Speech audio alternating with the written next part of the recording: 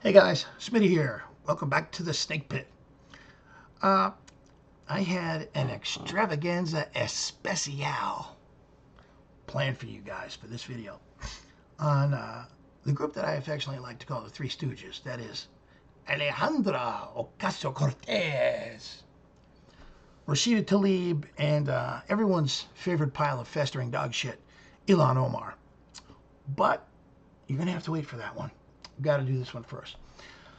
I was talking with my son, and he's been doing stuff on YouTube for years. He's 16, but he's been doing YouTube for years, he and his friends.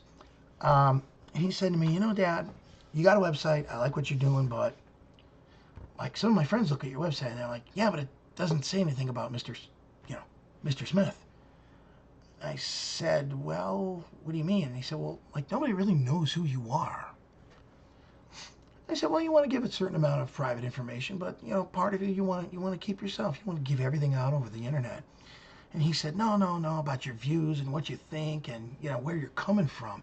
And it helps your viewers understand you more. And we went back and forth a little bit, and I thought, you know what, you're 16 years old, but you're right. So I decided I'd throw this video together, and it's just kind of about me. Before I go on, I had an email from somebody, and they asked what that was.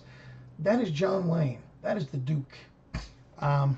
Probably my only Hollywood hero idol kind of thing next to Ronald Reagan. Always loved John Wayne. My grandfather and I were really, really super close. We used to watch John Wayne movies together. God rest his soul. My grandfather was an incredible guy. But anyway, love the Duke, love John Wayne. I got that as a gift years ago, and hang on to that. I'm a big Steeler fan. I'm on the opposite side of the state, but we'll get out to Steeler games as much as we can. And that sign says reserve parking, Steelers fans only. So there you go, guys. Got some other stuff on the walls here, but it is what it is. Got a lot of stuff going on here in the den. This is one of my canes because I am disabled, so a little tough getting around sometimes without a cane.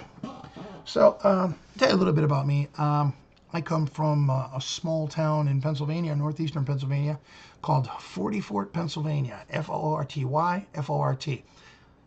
A fort based on 40 settlers. It's across the street and a little bit to the south of me. There was an actual fort built by the Connecticut settlers, I believe, during the Revolutionary War. We had all kinds of battles in my area here. Area is super, super rich in Revolutionary War history. We had the Battle of Wyoming, the Wyoming Massacre, 44, the Denison House, Captain Butler. We had it all here. Queen Esther's Rock. Anyhow, that's where I live. And what I thought was, I'd give you guys kind of just a look at the town I live in. It's a small town, I think you got about 8,000 people, and it's just if somebody says, oh, you live in one of those little Brady Bunch towns, yeah, I guess so. Traditional America, it's mostly white. Very few blacks or Hispanics here in my area. They all seem to be down in Hazleton. And it's a very traditional, very Republican, very keep your lawn short kind of town. This is what the houses look like. This is over on Bedford Street. People take pride in the appearance of their homes and their property. And there's the plaque of 44, named for the 40 Connecticut settlers of 1769, begun in 1770. The Wyoming Massacre followed its surrender to Major Butler's force of British, Tories, and Indians, July 4th, 1778. Very rich in history here. Here you see exactly where we are on the map. They're not showing Wilkes-Barre on the other side of the river. I guess we're part of the Wilkes-Barre-Scranton metro area, but I don't live in a city. I live in a small town. It's just kind of sandwiched in there. I've lived in enough cities in my day and don't want to live in a city, don't care to live in a city. The Methodist Church down the road from me. The Susquehanna River, biggest river in the state. Cuts right almost down the center of the state through the northeast. Got the West Branch, the main branch. Then, of course, we have the Delaware River over east of us between Pennsylvania, New Jersey, and New York.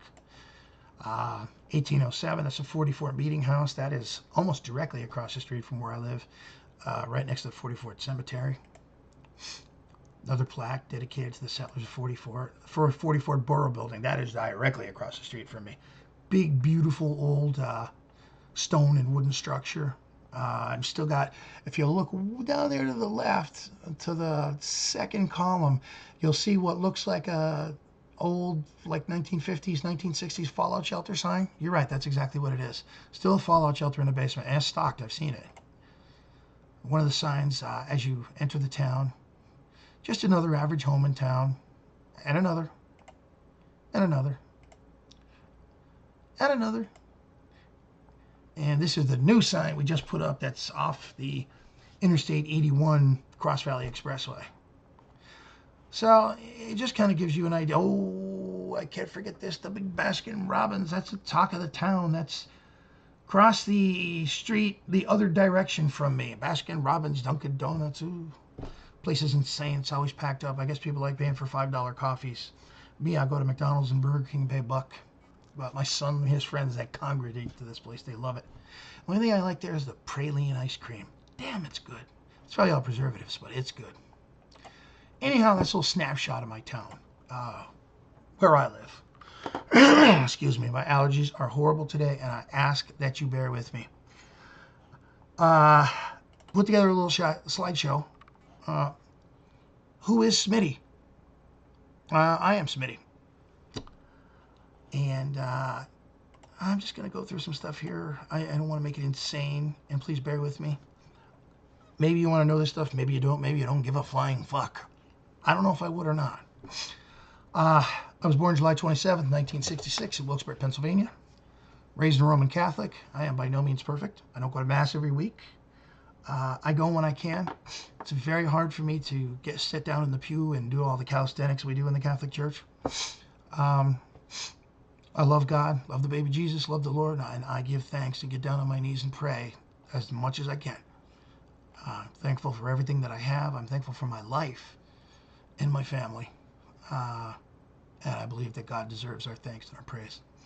I have a younger sister who's 50. She's the world's greatest sister. She was divorced. She divorced a real asshole she was married to for many years who used to beat her up, and I guess finally she had enough. The last time he beat her up, I went there and beat him up. I don't think he'll ever be beating up anyone again. She is currently raising her granddaughter, my niece and goddaughter, because her daughter was a piece of shit little crack whore and ran off and left the baby. We begged her not to have the baby, not to get pregnant and what. Then when we knew she was pregnant, we begged her to put the baby up for adoption, and she wouldn't. Well, she had the baby and left. So now my sister, 50 years old, has become a mom for the third time. I have a younger brother who's 43. He's a veteran. I'll be honest, he's fried out. Thrown out of the Army because he was a druggie. Drug of choice was heroin. The boy destroyed his life. He is an example of what opiates do to families. He destroyed his life. Almost took my parents with him. Just a waste of oxygen. He's my brother and I love him, but I see him twice a year. He lives in a trailer with a hoarder. His wife is a hoarder, and they have 32 cats. And if you've ever seen the TV show on cable, Hoarders, or Hoarding Buried Alive, that's how he lives. If I'm lucky, I see him twice a year, but I can't get near him because he smells like a human garbage dump. And it's very sad, and it breaks my heart because he and I were so close when we were young. But the drugs fried his brain, and like I said, now he lives with a scumbag hoarder. But that's the way it is. That's the way life goes. You have 3 kids raised in the same house by the same parents the same way, and 2 turn out good and 1 goes bad. It is what it is. There's no manual. There's no instruction book.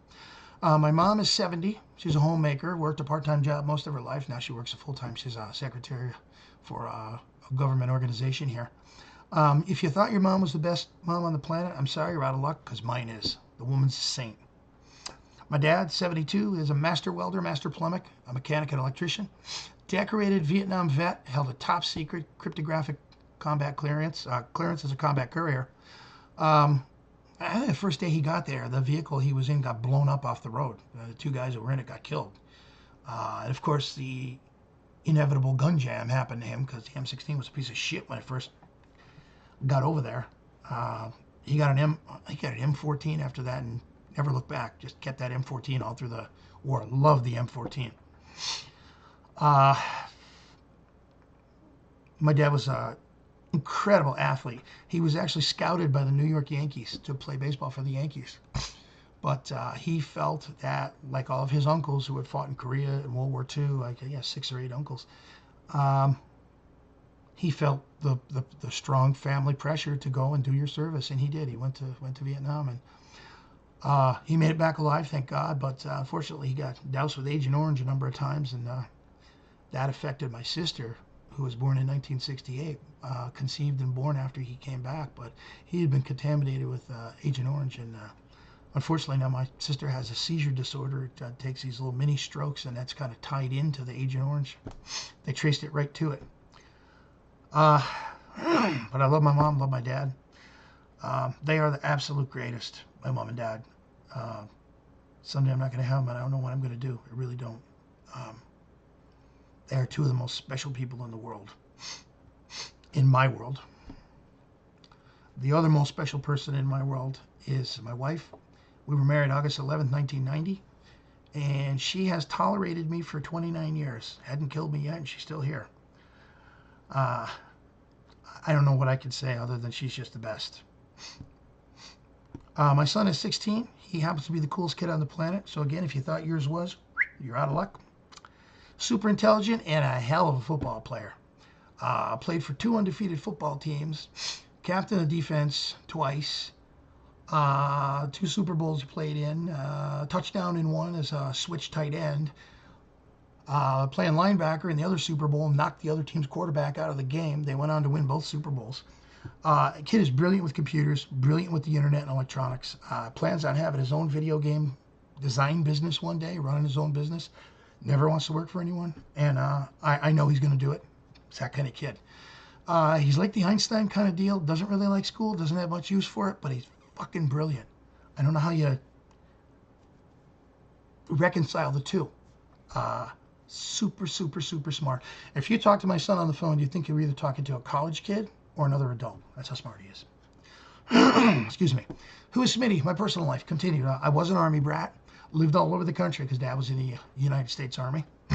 Numerous places. Pennsylvania, Fraser, Michigan, right outside Detroit, Clinton County, right near Lake St. Clair, if you know that area. Lived in Georgia, Arizona, California, Washington, D.C. Even though we moved around, I was able to play Little League baseball and junior football. Captain of the defense twice on junior football.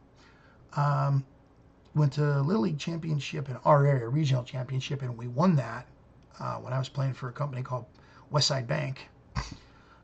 Spent enormous time camping and hiking along the Susquehanna River and in the woods. Was an avid shooter and hunter, small game and large. Hunted deer and really liked hunting squirrels. I was an avid target shooter. Consider myself an expert with AR-15. I have here, because people wouldn't believe it, I have here in my den, I have a quarter that I hit with my AR-15. Excuse me. I hit a quarter dead center at 50 yards with an AR-15 with open sights. I have a dime that I hit dead center with my AR-15 with open sights at 25 yards. I'm also pretty proficient with a 9mm pistol. I was an avid supported climber before I got married. My wife made me give that up. Climbed with ropes. I was never a free climber. That was just a little too crazy for me. Had a near fatal fall back in 1985. My main rope cut. Went down, my emergency rope caught, but it bungeed. And when it bungeed, instead of coming back up, I came out, swung out, and pendulumed into the rock face. Well, I curled up in a ball. When I did, my shins, both of my calves, hit the rock face and shattered. So I had torn up open calves. They were open right up. Bones sticking out, blood everywhere, passed out unconscious. My best friend hauled me up, threw me over his shoulder, and carried me off the mountain, or I would have been dead. I would have died there. I was in shock. Barely made it to the hospital in time. I was a runner. I ran between 2 and 4 miles a day. I've either coached or played football for the last 30 years. I took over a failed high school football team in the area, just north of where I live now. They had never had a winning season. The first year I reorganized them. The second year I took them to the state championship. I loved it. I love teaching, probably because I love coaching, probably because I love teaching. Love working with high school kids. Just absolutely loved it. I graduated from Wyoming area senior high school in Exeter, Pennsylvania, June of '84, top 5% of my class. I was in the who's who in American high school students in 1984. Graduated with honors in history and English, advanced placement history. Played football, high school football, uh, captain of the tennis team, and I was on the debate team. College. I applied to 5 different colleges and universities. I got accepted to all 5, so then I had the choice. So at the time, I thought I made the best choice. Hindsight's 2020. Maybe I did, maybe I didn't, but I think I made the choice because of the wrong reason. My girlfriend was here at the time, and I was head over heels in love with this girl. So I decided to attend Wilkes College. At that time, it was a college, not a university. 84 to 88, I was pre-law. Ended up with a 3.5 GPA. Made the dean's list in academics 12 times. Again, captain of the defense twice for football. Played tennis. Was also on the speech and debate team. Traveled all over the East Coast. I was the class vice president my senior year and my junior year. Ended up with a Bachelor of Arts in Political Science with a minor in U.S. History, with concentration in Civil War and Reconstruction. Went back. By now, Wilkes College had grown and become Wilkes University. So in '89, I went back and I got my Pennsylvania teacher certification for grades 7 through 12 in social studies. Ended up teaching 9th, 10th, and 11th, 12th graders. Went back again. While I was working, I went to night school and got my Master of Science in Developmental Educational Psychology at Wilkes University. 1986, I did a political science internship through the Washington Center, who placed me with the U.S. Chamber of Commerce, which was right on the other side of Lafayette Park, right in front of the White House. And I had the time of my life. It was just absolutely incredible living in Washington, D.C. when Ronald Reagan was the president. Something I'll never forget. You know, you can close your eyes and you just think and see where you were and the people that you met, the places you got to go, and the parts of the different history that you were a part of. You were there to see. My work history, I was a high school teacher from '98 to 2001. Before that, I did some different things, but taught grades 9, 10, 11, 12. Social studies, including current events, American government, and world history. I did teach reading also, and I specialize in teaching dyslexic kids, which is probably one of the most rewarding things I've ever done. It's amazing. I was twice awarded Teacher of the Year by my peers, by the other teachers, 3 times awarded Teacher of the Year by my students. I left there. I mean, it was like a 55-mile-an-hour drive, or 55-mile drive each way just to get to work. It was a bear. I loved what I was doing, but it was a bear.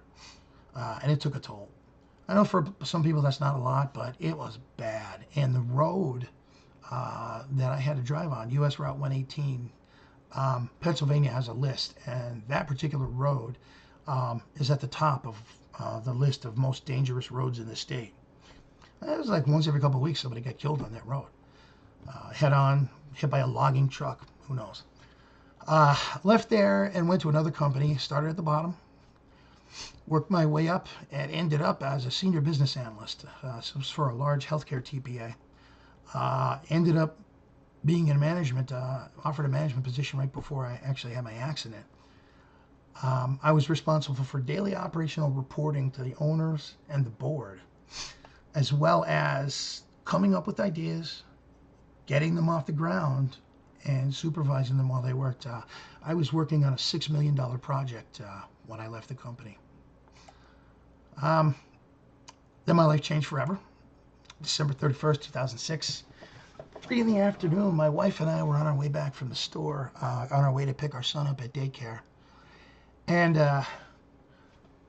driving down the road, car came up next to us on the left, put the left turn signal on. I thought she was going to turn left. She turned right into me. Crushed my door in on my leg and on my arm, pushed me up against the curb, up onto the sidewalk. We ended up about 6 inches from the front of a house. Thank God my wife just had a couple bumps and bruises, but I had to be taken out of the car and sent to the hospital. Back and neck injuries. Went through hell for a year. Was finally getting ready to get back. I thought maybe back to work, try and get my old job back, or at least get back with the company. I had offers. So I went through rehab and surgeries and whatnot for a whole year. Finally starting to get my life back together. I was on my way home from the auto parts store. I picked up some stuff to change the oil in the car. And my wife and her mom, my mother-in-law, had just taken off to go to the Bloomsburg Fair. And I got T-boned by an 88-year-old man who ran a red light coming down a hill at over 80 miles an hour. Turns out he was in a diabetic coma and had passed out behind the wheel, and foot went down on the accelerator right through the red light.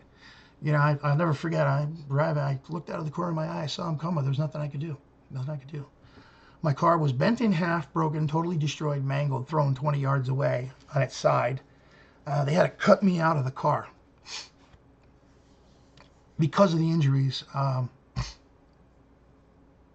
I sustained. It's probably, so many bad things happen to me, it's way too long to list here. But as far as my back and neck, it's probably easier to tell you what's left that's good rather than give you the list of what's bad. Suffice it to say, my lumbar spine and my cervical spine are pretty much destroyed. And I take a cocktail of about a dozen drugs every day just to keep going. I had to come to grips with the fact that my life was changed forever. I lost a job making close to 6 figures, being a vibrant guy, coaching football, running every day, working out, doing stuff with my son.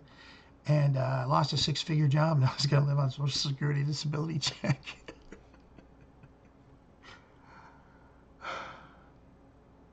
And it totally changed my life. It made me a different person. A lot more thankful for what I have than I guess some people would be, but I'm still alive. That's 2 strikes, though, 2 car accidents. Makes you think.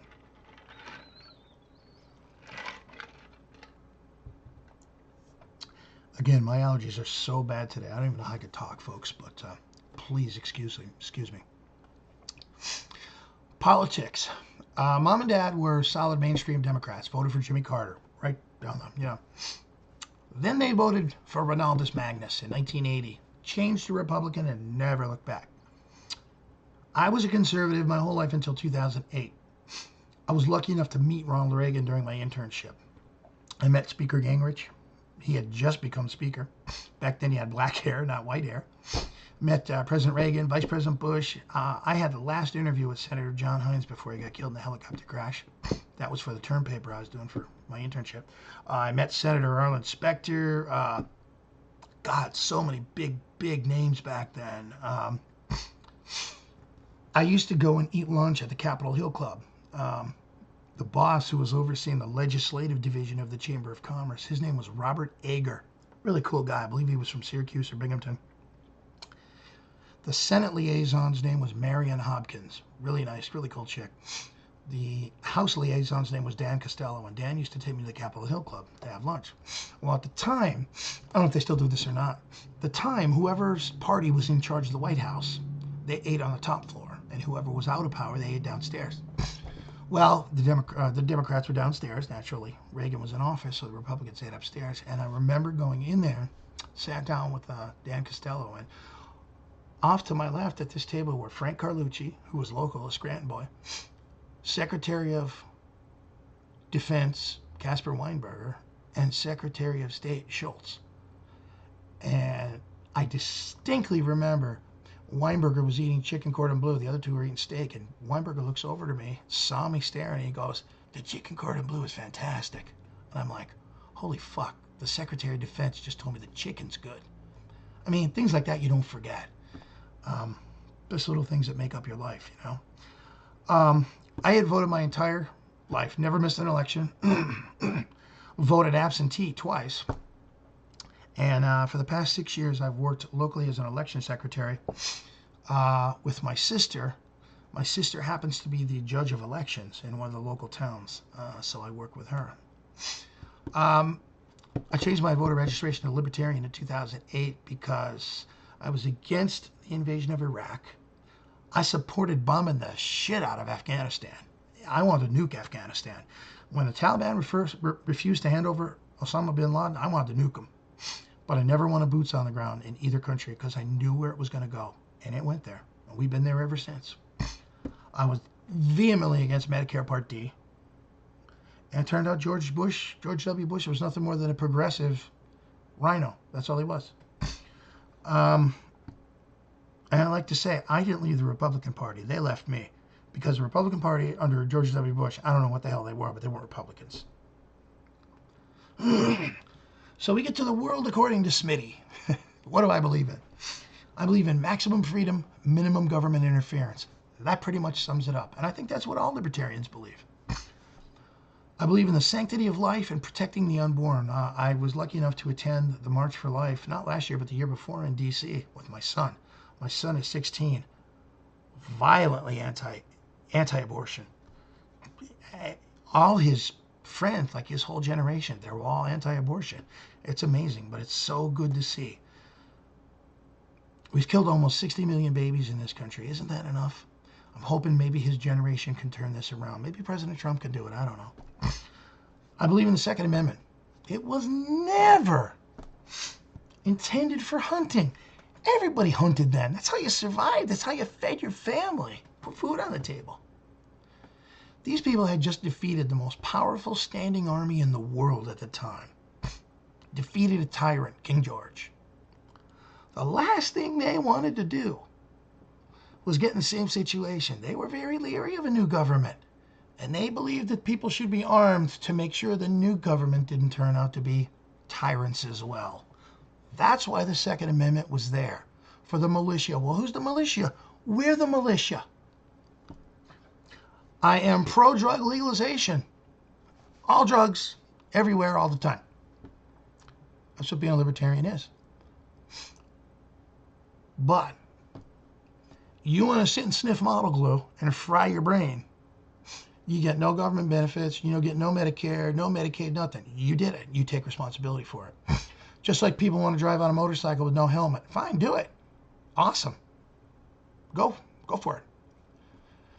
But when you get hit by a cement truck and your head gets turned into a Jell-O pudding, you're out of luck. Don't expect society to pay for you. That's your choice. It's personal responsibility. Make sure you have insurance or whatever you got to do. Along with using those drugs, however, a caveat. If you're a bus driver, an airplane pilot, a train engineer, there's a lot of other jobs, mandatory drug testing. If you're found to have the drugs in your system where you're at work, you're gone. There's no appeal, you're gone.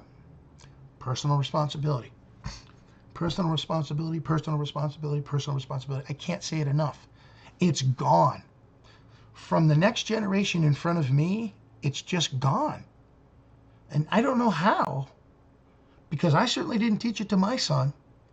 But personal responsibility is gone. Everyone wants to blame somebody else for their problems or something they did. Oh, it happened to me. No, sorry.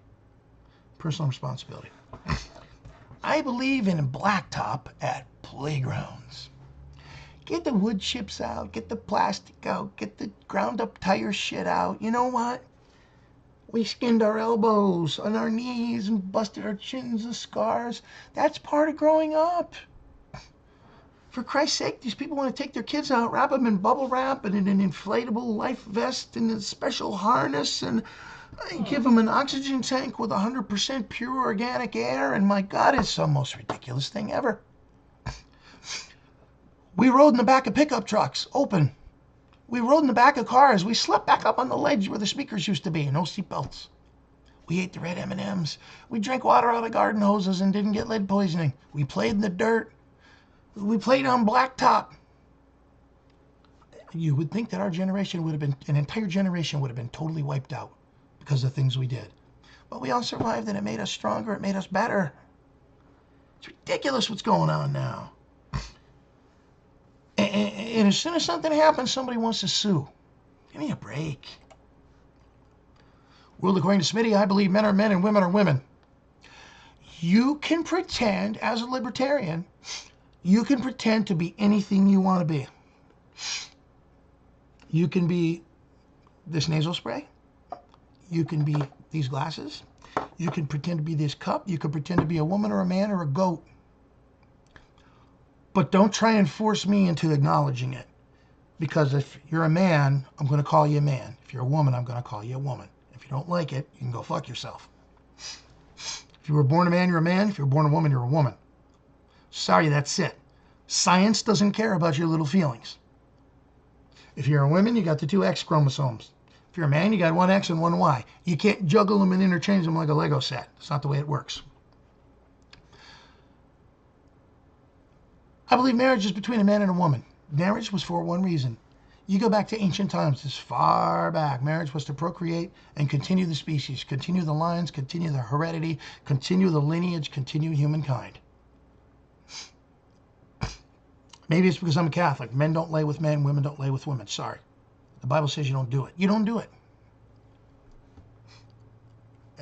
If a man marries a man, they can't have kids naturally. If a woman marries a woman, they can't have kids naturally. Now, I know we got all kind of crazy ass shit now, and men are actually having babies stuck inside them so they can give birth and feel pregnancy and all kinds of other fucked up, wacky, crazy, new age, left-wing political bullshit. But guess what? It's wrong. I'm a libertarian, but I do believe in morality, in traditional values, and you know what? They're gone. And we're losing the country. And I really do believe in a couple more generations, this country's going to be gone, and it's not going to be able to come back. It's going to be irredeemably lost. You know, I say to my son and his friends, and they'll be goofing around, oh, Mr. Smith, oh, yeah, this. I say, I weep for the future. You know, and I'm kind of joking with them tongue-in-cheek, but I really do. I weep for the future because I see where it's going. 30 years ago when I got married, I predicted a lot of the things that have happened now. When I saw what was happening with Bill Clinton and the liberals, and you see where and I actually predicted a lot of the crap that's gone on in this country and where we are. And I knew it was going to happen when Obama got in, and he did everything I thought he was going to do. Barack Obama did more in 8 years to destroy this country than the Soviet Union did in 75. 75 years, the Soviet Union did very little. Barack Obama in 8 years took this country down. That's another story. I believe everyone should be treated equally according to the golden rule. Do unto others as you'd have them do to you, with courtesy, respect, and kindness until they fail to do the same. Screw unto me and I'll screw unto you. You know, and everybody gets a couple chances. Screw me once, shame on you. Screw me twice, shame on me because I let it happen. Doesn't happen twice to me. No one deserves special treatment. Everybody should be treated equally. Everybody. I do not believe in discrimination. I do not believe in special treatment for anybody. I don't discriminate, but nobody gets special treatment because of past or present grievances, race, color, creed, gender, sexual orientation, LGBT, QRST, UV, whatever. Everybody in my book deserves to be treated equally, the same. You know better than me and you know worse than me. Affirmative action, in my opinion, I believe, is nothing more than legalized discrimination and preferences and quotas are illegal in all circumstances. Remember the heart surgeon. So you're in the hospital. Your 10-year-old son's in there and he needs heart surgery. And you go out into the lobby and there's a purple doctor out there and there's a fluorescent orange doctor out there. The purple doctor was tops in her class. Aced everything, residency, all of it. The fluorescent orange doctor didn't even have grades good enough to get into med school. But he got in because he was fluorescent orange. Who do you want to operate on your kid? I rest my case. We're all Americans. I believe there's no such thing as a hyphenated American unless you hold dual citizenship. The hyphenated bullshit's got to stop. African American, Italian American, Greek American, homosexual American, lesbian American. It's all got to stop. If you were born in America, you're an American. If you hold dual citizenship, then you're a Canadian American or a Venezuelan American or a French American. That's it. No African American, no black American. I'll play for you one of these days John Wayne's poem on the hyphen. Yes, John Wayne, one of my heroes on the hyphen. He saw it coming 50 years ago. World according to Smitty, I believe in small government, as small as possible. The monstrosity that exists today in Washington, D.C. is not only a sin, but it's a joke. The founders have rolled over in their graves so many times they've worn through the bottom of the caskets and they're going to burrow on their way down to China. It's a joke. Department of Education, Department of Welfare, Department of Energy, HUD, I could go on. They need to go. They need to go bye-bye.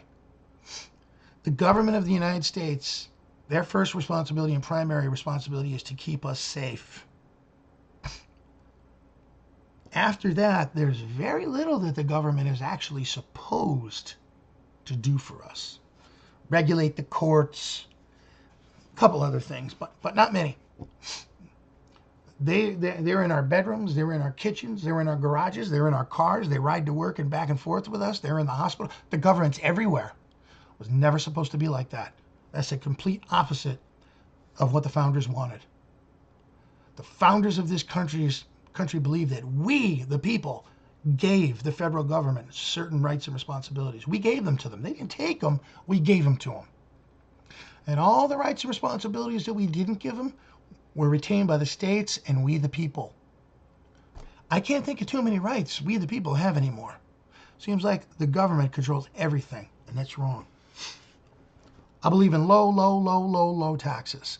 People in this country don't know anymore because of the government factory indoctrination system we call public schools. That up until 1912, I believe, or 1912 or 1917, income tax was ruled unconstitutional by the Supreme Court of the United States. And somehow the bankers and some other people got their hooks in, and once we got the Federal Reserve, they had to figure out a way to fund it and get money to the government. The next thing you know, we got an income tax. It should still be unconstitutional. I believe in defending America. America should have a modern, devastating nuclear capability and a second strike force along with a robust, impenetrable anti-ballistic missile system designed to defend America. We shouldn't just have a couple Aegis cruisers here and there and a couple interceptor missiles out on the West Coast and in Alaska. We should have an umbrella across the United States, so if somebody wants to fire missiles at us, we can destroy them. And we should have enough brand new modern nuclear missiles that if they do it, we can erase them from the earth. Now, I know President Donald J. Trump is working on that, and thank God he is, because we saw what Obama did to the military. I believe that our military should be superior to all others, and I think it is, but designed to defend America. The military is way too big because it's not designed to offend America. The U.S. military is supposed to defend America, not for offensive operations. In the words of one of our greatest leaders, President Dwight David Eisenhower, beware the military-industrial complex. We weren't, and we're fucked. It was to our detriment. We have troops in over 160 countries. Why? They don't belong there. You bring them home. You bring them home. We should have an army to defend America from invasion, period.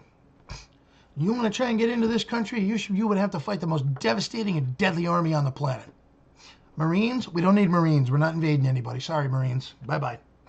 An Air Force that would make our skies impenetrable. You try and fly in here with a bomber or with other fighters, you're going to get shot out of the sky immediately. A Navy to make our shores invulnerable. We should have no forces in 160 countries. That's not what the founders envisioned. Again, another great American. We've had a lot of great thinkers in this country and a lot of great leaders. And we don't listen. We don't learn from history. We know that if we don't follow history and learn from it, we're doomed to repeat the mistakes. And we just keep doing the same shit over and over, expecting a different result. You know what Einstein called that? Insanity.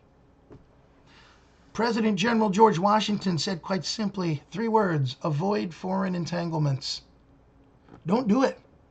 We stick our noses so many places it doesn't belong. And then we get it shot off and we wonder why. Things aren't our business. We shouldn't be the policemen of the world.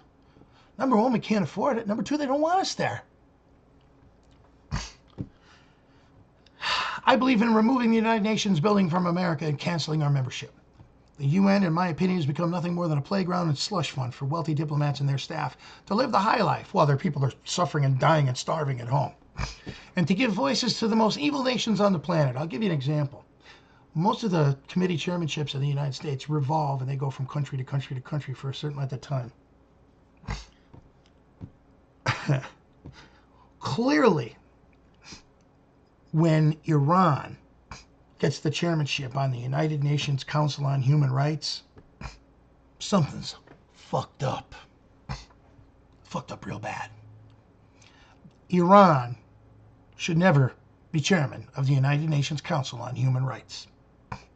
The same people that throw homosexuals off of buildings, that burn people alive, put them in cages and drown them, stone women to death. And they're going to sit in judgment of other people on human rights? Are you fucking kidding me?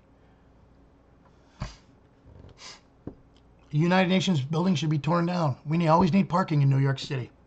And the millions of dollars that no American citizen approved that we pay in dues to the United Nations, we pay most of the freight to keep that shithole going. Those millions of dollars should be cut off, spent here in the United States. I believe that living within our means as a nation should be priority one. U.S. national debt's over $22 trillion. That's $70,000 for every single American man, woman, and child in America. That's how much you owe. That's your share of the national debt. Families, corporations, and companies all have to live within their means. Hell, small governments, 40 for it. The county, they all have to live within their means. So should Washington, D.C. I believe in borders. Borders. Good, solid, defensible borders. Borders are ancient. Maps are covered with borders. Borders give us reference, clarity, and scale. Borders establish lines of ownership and defense. Borders are the foundation of private property, and in many ways are the essence of Western culture. President Trump said it many times, and he's right. They laugh at him. He's right. If you don't have borders, you don't have a country. A country must have strong, well-defined borders, common language, and common culture, not just to survive, but to flourish and grow. Without them, a country disintegrates and ceases to be a country and/or a nation. If you don't even speak the same language, you don't have common values, how can you have a common people? You can't. You can't. I believe immigration is a sacred privilege that should only be well considered and well crafted and allowed on a very, very limited basis, only and only when it benefits the United States of America and her citizens. Immigrants should be extremely well vetted and of such educational and vocational background that they can almost immediately add to the strength of America's economy and workforce and culture. They should demonstrate overriding desire not just to live here, but to be American. They must want to assimilate. You see people who come here and they're waving the Mexican flag, they're waving the Honduran flag, they're waving the Chinese flag. If it was so great where you were, why the fuck did you come here? How about waving the American flag there, Guido? Guillermo? One son? Paco? You think it's great in Mexico, wave the Mexican flag. Take the next bus to Tijuana. I'm sure they'll be happy to have you back. No immigrant should be allowed entry who will immediately or soon upon entry begin accessing the safety net set up by the generosity of the taxpaying citizens of the United States of America. Let's face the facts. The 17-year-old girl who sneaks into the border with 3 little babies ain't going to be working at a 6-figure job anytime soon paying taxes. She's going to be on welfare, getting food stamps. Her kids are going to be in a public school or a daycare. She's going to be accessing Medicaid. And you and I are going to pay for her and her kids. We don't need any more of that. We got enough of that. They need to be able to care for themselves as soon as they're admitted, or they're not admitted. The United States is not the YMCA, and we're not the local Motel 6. The world according to Smitty, I believe no one has the right to enter the United States except United States citizens. If you left and you're coming back or whatever, you're a U.S. citizen, you belong here. According to the U.S. Constitution, this fucking blows my mind. According to the U.S. Constitution, there is no such thing as birthright citizenship. I believe American citizenship is reserved for the offspring of U.S. citizens only, regardless of where they're born. That always killed me too. Oh, this guy wasn't born in the United States. He's not American. Well, if he had American citizens as parents, he's an American. Foreigners sneaking into the U.S. to give birth, and they actually plan trips now in other countries. They have like travel services to bring pregnant women here. They land the plane, they go to the hospital, and they give birth. So the kid's a citizen as soon as he pops out, and now the parents get to stay because we don't break up families. Are you fucking kidding me? Folks, our government's been asleep at the switch for a long, long, long time. This is clearly not what the founders envisioned, and those children should not be granted U.S. citizenship. If your parents are U.S. citizens, if one of your parents is a U.S. citizen, you will become a U.S. citizen. Just because you're born here doesn't make you a U.S. citizen. The Constitution is very clear on this. The Constitution says, those people subject to the jurisdiction of the United States. If you're a Honduran citizen, you ain't subject to the jurisdiction of the United States. Now, the lefties say the argument is, oh, if they're here, they are. That's not what the founders meant. In business, private industry, and government, people should be hired, paid, and promoted according to merit, regardless of skin color, gender, etc., given no advantages or disadvantages or preferences or quotas. I talked about this earlier. There's no such thing as the glass ceiling. That's a lot of horse shit. My last job, every single supervisor was a female. All the managers except one were women. And they all made more money than me, and I had more education and more experience than all of them but one. So don't talk to me about a glass ceiling, because they were all making close to six figures. As was I. But they were all in charge. The whole place was run by women. Owned by men, but run by women. So don't tell me about a glass ceiling. It's bullshit. Liberalism, leftism, the Democrat Party are all under the same umbrella of mental illness and are not to be confused with classical liberal thought. And so many people say that. My son and I were talking about this the other day. Classic liberalism. The belief in freedom, the belief in private property. You go back to Hobbes, Locke, Voltaire, the great thinkers in classical liberal thought are not the liberals today. Capital L versus small l liberals. The lefties of today want one thing. They want Marxism, they want control, they want totalitarianism. That's what they want, control of everybody's lives. World according to Smitty, I believe the United States government has been infiltrated by terrorist elements of the Muslim Brotherhood and others hostile to the U.S. and its citizens. Nobody believed the deep state 2 years ago when President Trump talked about it. Now they've seen it, the deep state. They're trying to take down a president, duly elected president. CARE, the Council on American Islamic Relations. They're a terrorist organization. They're tied in with the Muslim Brotherhood, a terrorist organization. This scumbag, slimy, pus-infested cunt representative Ilhan Omar from Minnesota gives speeches for these fucks so they can make money. They're a terrorist group. Why is some fat guy from the corner of Pennsylvania the only one talking about this? Something's really fucked up. I believe the mainstream media has become nothing more than a propaganda arm of the Democrat Party and the left in America, and should be treated as such. Again, President Trump hit the nail right on the head. They are the creators and purveyors of hate and anti-American fake news.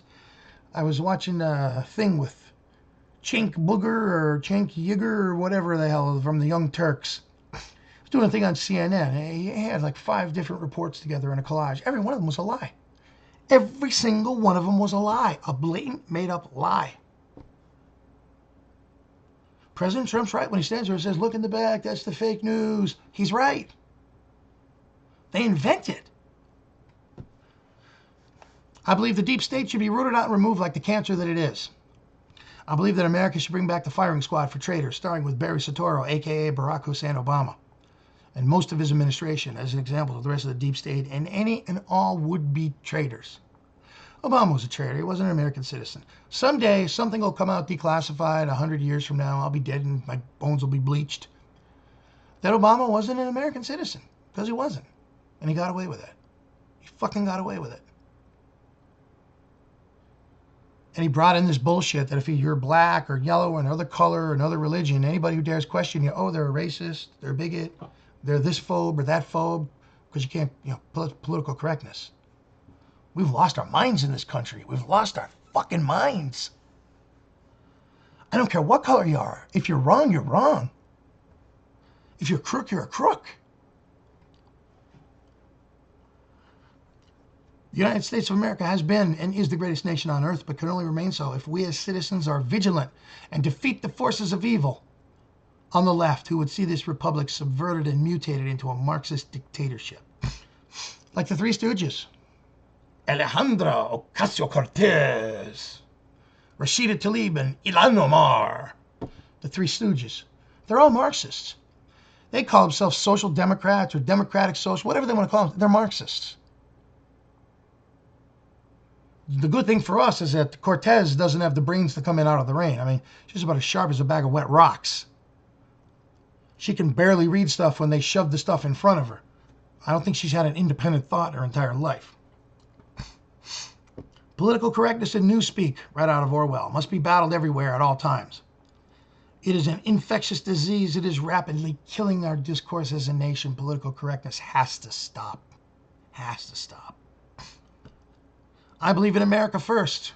We have starving homeless people sleeping on sidewalks and eating from dumpsters, including veterans. And men and women who are in Iraq, in Afghanistan, and the unimaginable things they have seen and had to do. And as a reward, they're sleeping on sidewalks and eating food out of dumpsters. So we can send money to the Palestinians who hate us and chant death to America and death to Israel. And we can send money to other countries that chant death to America. What the fuck are we doing? It ain't right. As long as there's one American sleeping on a sidewalk, one American who goes to bed hungry, there should be no such thing as foreign aid. I'm sorry. I don't care what country it is. Sorry.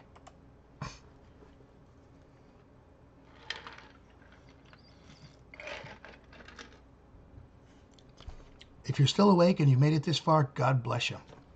Father, Son, Holy Spirit, God bless you. I apologize again. The allergies are horrific. I'm going to get some shots next week, and I'm praying to God that that's going to help.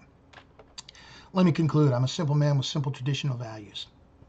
I like to be left alone. In return, I don't bother anyone else. But I'm the first one to respond when somebody needs help. Friend, family, neighbor. Whether it's helping somebody cut the grass or running my snowblower when we get a big blizzard or whatever the hell it is, they need help moving something, I'm the first guy to try and help them. First one on the spot. Johnny on the spot. And everybody in my family knows all they got to do is pick up the phone and I'm there. I believe what people do is their business, as long as they're responsible and it's not destructive to anybody else. It's none of my business, and it's none of your business. That's what libertarianism is about. Independence, liberty, freedom. But I do have traditional conservative values because without a solid foundation, you can't be grounded as an American or even as a person. I thank you for suffering through this.